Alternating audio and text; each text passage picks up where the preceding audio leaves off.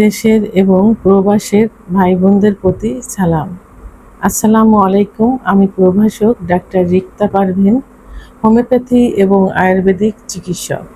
কোনো এক শুভাকাঙ্ক্ষী কমেন্ট করেছেন, ম্যাডাম, সহবাসে দীর্ঘ সময় বীর্য আটকে রাখার উপায় বলবেন। ধন্যবাদ ভাইয়া, সুন্দর একটা কমেন্ট করার জন্য। অনেকের ধারণা থেকে থাকে যে সহবাসে হয়তো বীর্য আটকে রাখা নিজের উপরে অনেকটা নিয়ন্ত্রিত হয়। তো আসলে এটা কিছুটা এটা আসলে একদিনে হয় না। কিছু কিছু অভ্যাস থাকে, নিয়ন্ত্রণ থাকে, আর শরীর মন দুটোই ট্রেনিং করতে হয়, তাহলেই এটা কিছুটা হলেও সম্ভব হয়। তো এখন আমি এ বিষয় নিয়ে একটু আলোচনা করব যে কোন উপায়ে কিভাবে সহবাসে দীর্ঘ সময় বীর্য আটকে রাখা যায়।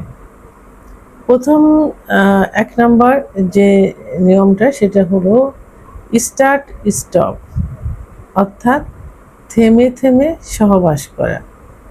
যখন আপনি মনে করবেন যে আপনার বীর্যপাতের সময় হয়ে যাচ্ছে, অর্থাৎ চরম সুখ আপনি পেয়ে যাচ্ছেন, তখন আপনি সহবাস বন্ধ করে দেবেন। যদি আপনি শেষ মুহূর্তে যে বন্ধ করেন তাহলে কিন্তু বীর্যপাত হয়ে যাবে, কিন্তু মনে হচ্ছে ঠিক সেই মুহূর্তে আপনি বন্ধ করে দিবেন। ২০-৩০ সেকেন্ড বন্ধ রেখে আবার শুরু করবেন। এভাবে থেমে থেমে সহবাস করলে দীর্ঘ সময় বীর্য আটকে রাখা সম্ভব হয়।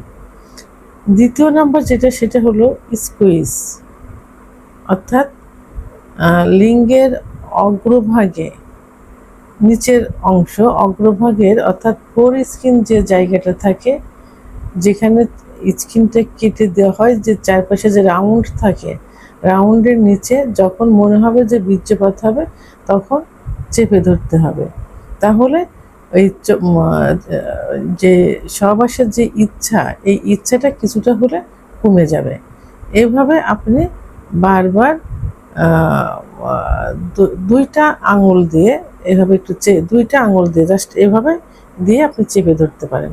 এটাকে স্কুইজ পদ্ধতি বলে। এটা তাহলে কোথায় হলো? ফোর স্কিনের নিচে, অর্থাৎ লিঙ্গের অগ্রভাগের মেন যেটা বলে সবাই চিনবে, যেখানে মুসলমানি দেওয়া হয়, কাটা হয় যে জায়গাটা মুসলমানদের।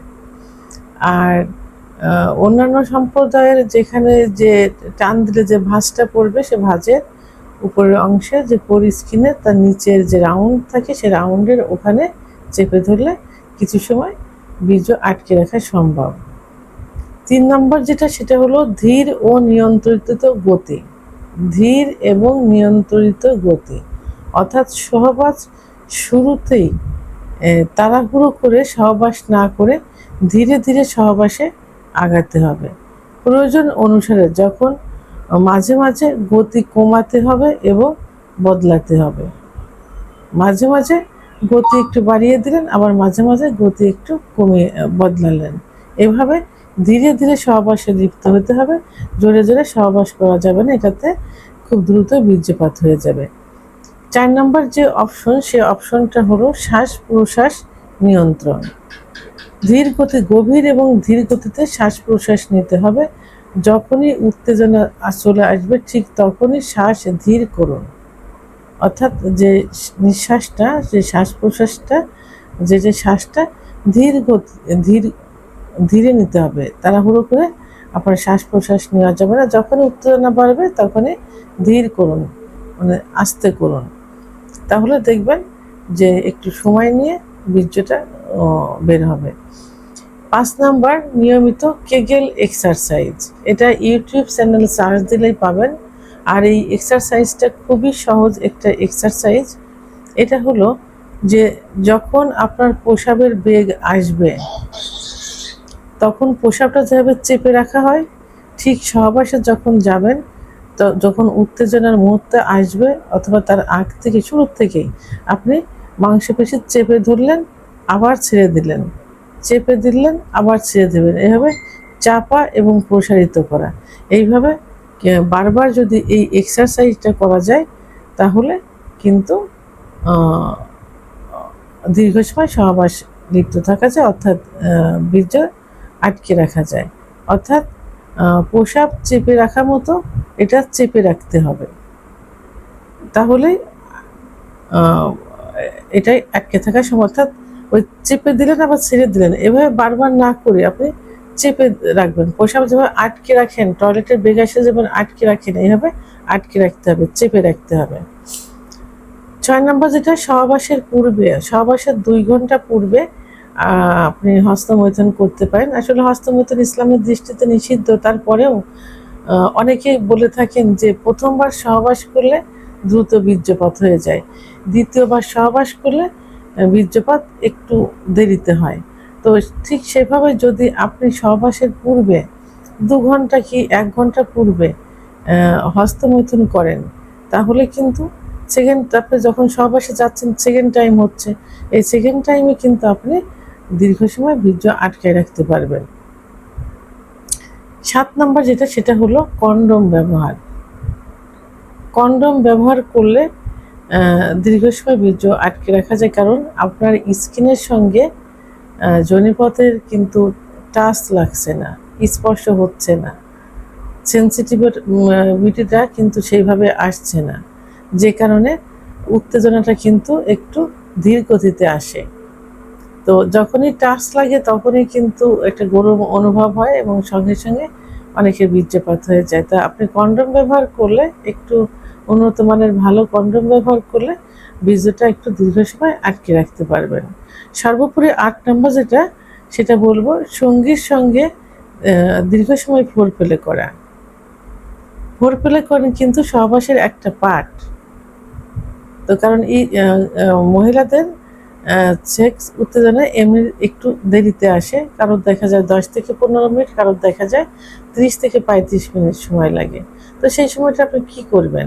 আপনার তো দ্রুত বীর্যপাত হয়ে যাবে। তো আপনি এই জন্য ফোরপ্লে অন্তত আধা ঘন্টা আপনি ফোরপ্লেতে রানিং থাকবেন। সেটা যদি না পান, কমপক্ষে 15-20 মিনিট ফোরপ্লে করবেন। এরপর যখন সহবাসে যাবেন তখন ওই ফোরপ্লে রানিং রাখবেন। রানিং রাখলে দেখা যাবে যে স্ত্রীর বীর্যপাত খুব দ্রুত হয়ে যাবে। আর আপনার বীর্য আটকে রাখার জন্য আপনি সহবাসের পূর্বে আপনি নিজে টেকনিক অবলম্বন করতে হবে। টেকনিক অবলম্বন করে এটা আটকে রাখার চেষ্টা করতে হবে। তাহলে ফোরপ্লে রানিং রাখলে যদি সহবাসে না যান, তাহলে তো বীর্যপাত ওইভাবে হবে না। অনেকে বলে থাকেন যে ফোরপ্লে অনেক সময় করতে পারে, ভিতরে ইন করার পরে বীর্যপাত হয়ে যায়। তাহলে ফোরপ্লে রানিং রাখতে হবে। আরেকটা আমি বলবো 9 নাম্বার যেটা, সর্বশেষ যেটা, সেটা হলো আপনি পজিশন চেঞ্জ করতে পারেন। যখনই মনে হচ্ছে যে আপনার বীর্যপাত হয়ে যাবে, বীর্য বেরিয়ে যাবে, ঠিক তখনই যদি আপনি ওই একটু স্টপ থেকে পজিশনটা চেঞ্জ করেন, বিভিন্ন পজিশন অবলম্বন করেন, তাহলে কিন্তু এই যে যখনই পজিশন চেঞ্জ করতে যাবেন তখনই কিন্তু উত্তেজনাটা একটু কমে যাবে। আবার যখন পজিশনে যে আবার রানিং করলেন, আবার আবার স্টপ থেকে পজিশন চেঞ্জ করলেন, এভাবে আপনার স্ত্রী বুঝতে পারবে না। এভাবে যদি পজিশন চেঞ্জ করে করে সহবাস করেন, তাহলে আপনি দীর্ঘ সময় বীর্য আটকে রাখতে পারবেন। ভিডিওটি সম্পর্কে যদি কোনো মতামত থেকে থাকে, অবশ্যই কমেন্টের মাধ্যমে জানাবেন। আর ভিডিওটি ভালো লাগলে লাইক, কমেন্ট, সাবস্ক্রাইব করে আমার সঙ্গে থাকুন। আল্লাহ হাফেজ।